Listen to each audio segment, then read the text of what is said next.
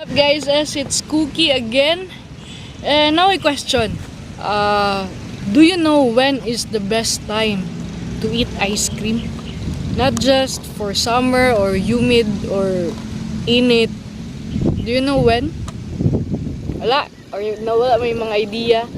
So I'll tell you one. It's the best time to eat ice cream is when your heart is broken. So it's lami gyud siya kanon, lami magkaon og sweets when your heart is broken. So isa na is ang ice cream. So today or this time I'm gonna show you a video on how to make ice cream at home. It's a really easy step and ang mga ingredients is normally naara sa groceries. So if you're looking for something na tutorial videos to make ice cream, this is for you. Check it out.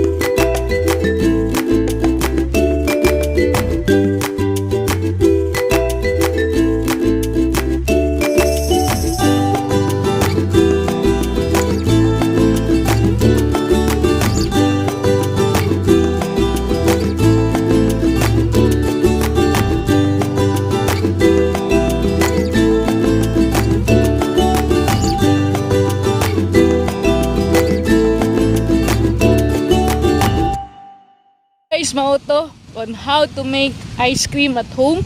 Unta na amoy natun-an easy steps on how to make ice cream. So para sa inyo ha, anytime na mo makamake og ice cream. So thank you for watching. And guys, sa ayaw kalimot og subscribe, apila na lang po ninyo ang bell aron updated mo sa mga vlogs or updated po mo sa mga tutorial videos soon. Thank you!